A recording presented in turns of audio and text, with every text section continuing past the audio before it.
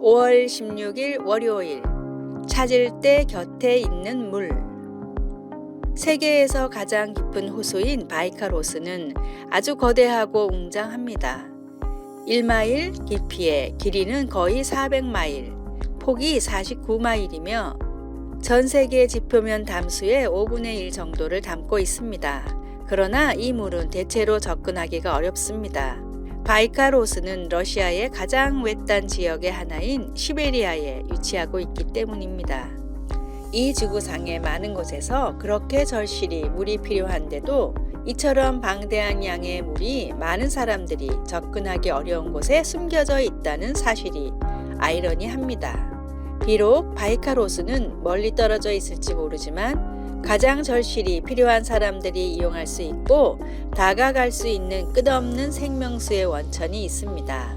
사마리아의 우물가에서 예수님은 한 여인과 대화를 나누시며 그녀의 깊은 영적 갈증의 언저리를 살펴보셨습니다. 그녀의 마음속 필요를 채워줄 해결책이 무엇이었을까요? 바로 예수님이셨습니다. 많은 것들이 만족을 준다고 약속하지만 어느 것도 우리 마음의 갈증을 완전히 해소시켜주지 못합니다. 예수님만이 진정 우리의 영적 갈증을 채워줄 수 있습니다. 그리고 주님의 공급하심은 누구나 어디서나 누릴 수 있습니다. 말씀, 내가 주는 물을 마시는 자는 영원히 목마르지 아니하리니.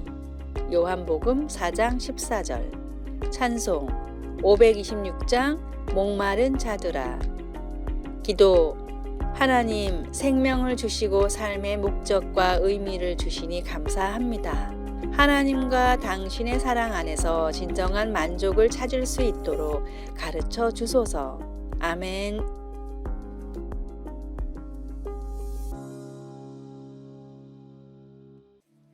5월 17일 화요일, 눈을 가리는 이유.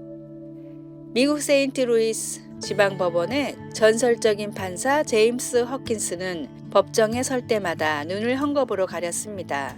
시력에 문제가 있는 것도 아닌데 눈을 가리고 법정에 들어서는 모습을 보고 어떤 사람들은 로마 신화에 나오는 정의의 여신 유스티티아를 따라하는 것이 아니냐며 조롱했습니다. 그러나 제임스가 직접 밝힌 눈을 가리는 이유는 다음과 같았습니다. 원고는 물론 피고가 내가 아는 사람일 수도 있기 때문입니다. 혹은 나도 모르게 피고의 인종이나 키, 외모에 영향을 미친 판결을 내릴 수도 있습니다.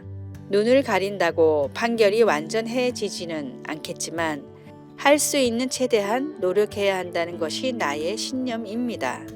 최근 뉴욕타임스가 2년간 조사에 발표한 기사에 따르면 정확히 같은 범죄를 저질렀음에도 백인들에 비해 흑인은 27%, 히스패닉 계열은 18%나 높은 형량을 선고받았습니다.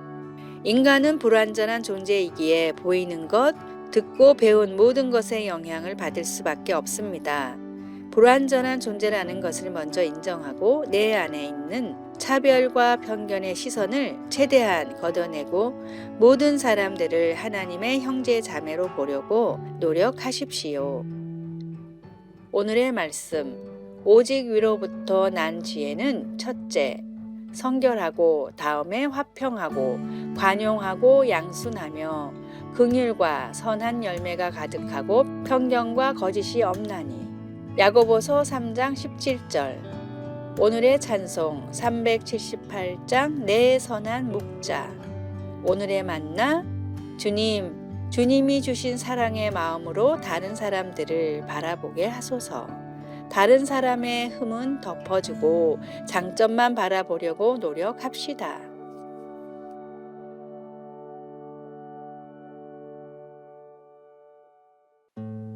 5월 18일 수요일.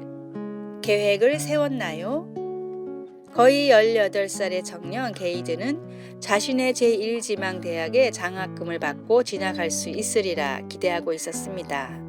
그는 고등학교 캠퍼스 사역에 참여했으며 새로운 환경인 대학에 가서도 비슷한 사역에 참여하길 바랐습니다. 그는 아르바이트로 돈을 모아왔고 새 일에서도 월등히 앞서 나갔습니다. 그가 세운 몇 가지 큰 목표들은 모든 것이 정확히 예정대로 진행되어 가고 있었습니다. 그런데 코로나19 위기가 이 모든 것을 바꾸어 놓았습니다. 학교에서는 게이든에게 첫 학기가 온라인으로 진행될 것 같다고 알려왔습니다. 캠퍼스 사역에 공백이 생겼습니다.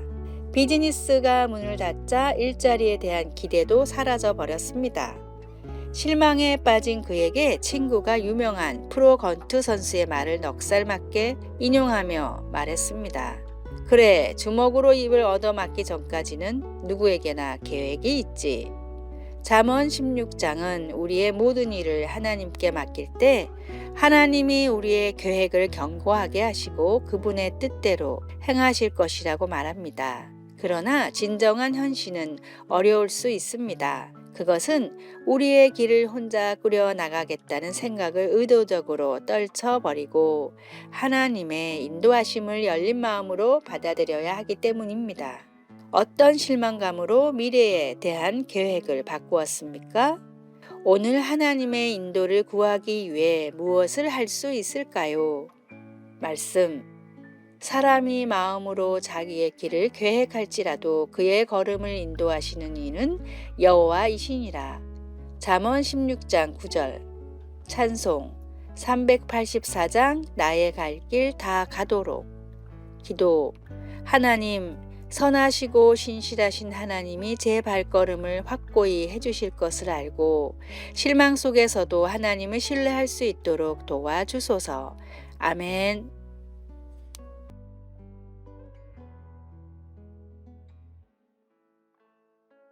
5월 19일 목요일 3개월의 감사. 미국 시카고에서 활동하던 화가 솔맨은 한창 활동하던 젊은 나이에 결핵에 걸렸습니다. 작품도 인정받고 결혼까지 해서 곧 태어날 아기까지 있던 솔맨은 큰 시리에 빠졌습니다. 의사는 임파선에 문제가 있어 솔맨이 길어봤자 3개월밖에 살지 못한다고 말했습니다. 몸이 아픈 것보다 아내와 태어날 아기에 대한 죄책감에 슬퍼하는 솔맨에게 하루는 아내가 이렇게 말했습니다. 우리 남은 3개월을 하나님의 선물이라고 생각해 보면 어떨까요? 하나님도 사람도 원망하지 말고 우리 3개월을 행복과 감사로 채워봐요. 아내의 위로는 솔맨의 마음을 움직였고 이때부터 솔맨은 아내와 행복한 시간을 보내려고 노력하며 남은 시간에는 말씀을 묵상하며 예수님의 초상화를 그렸습니다. 이때 솔맨이 완성한 머리 대신 그리스도라는 작품은 엄청나게 유명한 작품이 됐고 솔맨이 살아있을 때만 500만 부 이상이 팔렸습니다. 더 놀라운 사실은 3개월이 한참 지나도 솔맨은 죽지 않았고 오히려 병이 깨끗하게 나아 76살까지 살았습니다. 예수님을 믿고 구원받았다는 사실만으로 우리는 최고의 복을 받았습니다. 그 놀라운 축복으로 인해 불평과 불만이 아니라 감사와 축복으로 남은 삶을 채우십시오. 오늘의 말씀. 범사에 감사하라. 이것이 그리스도 예수 안에서 너희를 향하신 하나님의 뜻이니라. 데살로니가 전서 5장 18절. 오늘의 찬송 546장. 주님 약속하신 말씀 위에서. 오늘의 만나. 믿음에 대한 어려운 질문을 받았을 때 성령을 의지하며 명쾌한 답을 할 수 있기를 바랍니다.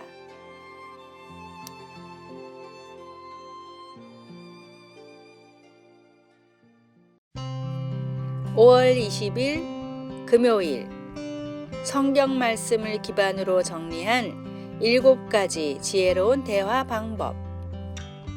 첫째, 상대방이 하는 말을 끝까지 듣는다. 잠언 18장 13절. 상대방의 말을 듣는 것은 대화의 기본입니다. 둘째, 상대가 알아들을 수 있도록 말한다. 야고보서 1장 19절. 받아들일 수 있는 눈높이로 대화해야 받아들일 수 있습니다. 셋째, 사실을 부풀려 말하지 않는다. 골로새서 3장 9절. 사랑엔 거짓이 없습니다. 진실에 사랑을 더해 말하십시오. 넷째, 말다툼을 벌이지 않는다. 로마서 13장 13절. 성숙한 성도는 싸우지 않고도 의견을 조율할 수 있습니다. 다섯째, 부드럽고 친절하게 응대한다. 잠언 14장 29절, 15장 1절.